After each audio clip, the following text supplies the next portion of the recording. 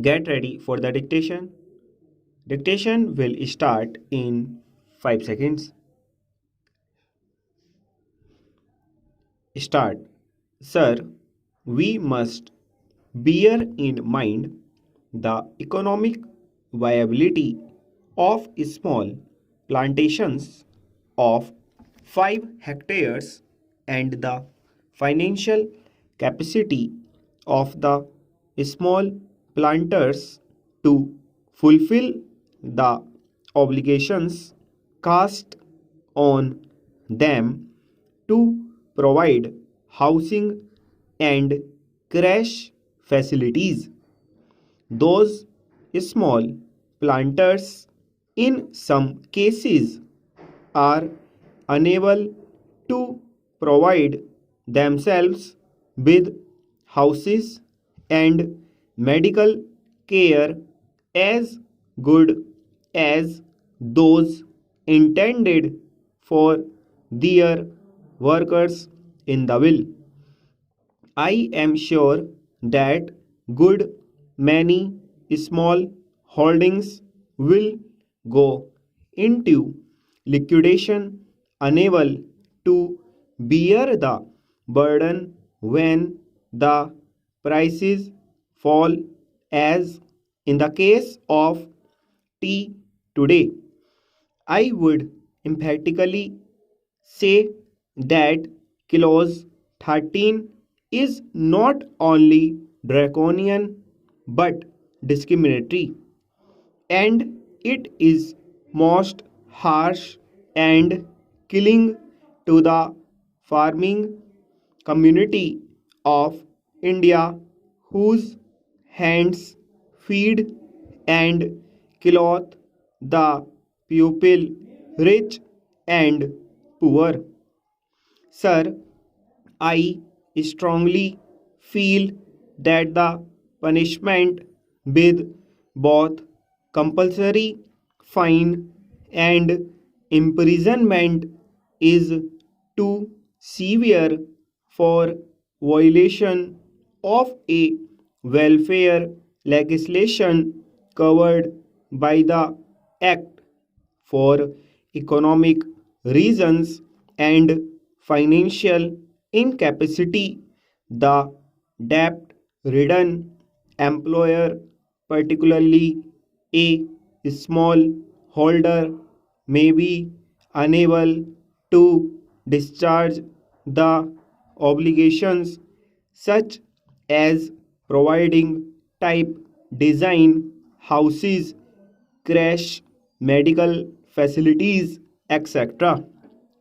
In such cases, there is no point in sending the landholder to jail and collecting a fine from him for every day of default. The relevant provisions in the will are made more stringent than the Factories Act, under which, in the case of a further offence, the court is given the discretion to punish the defaulting employers.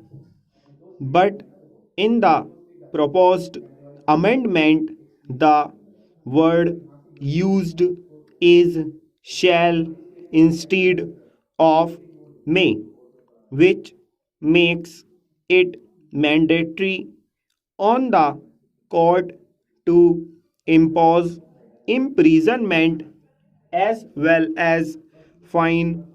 These provisions are too harsh and discriminatory, particularly in view of the fact that the will seeks to bring in farms of 5 hectares, which are in the nature of peasant holdings under the scope of the Act. Sir, I would like to ask the government of the pupil, for the pupil, and by the pupil, in the name of the farmers of India. Why it wants to treat a farmer as a criminal and to be imprisoned for such an offense, while it does not do so for a factory owner of a city.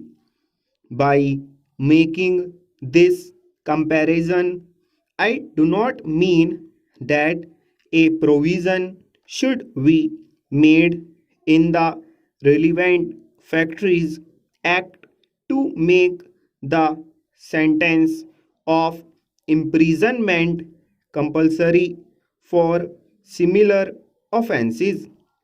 Let me make it clear that I am not speaking against the interests of the workers in the plantations.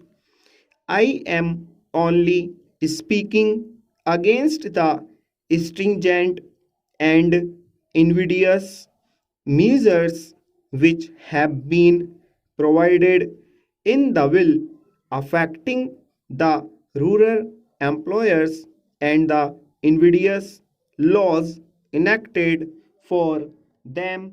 Stop.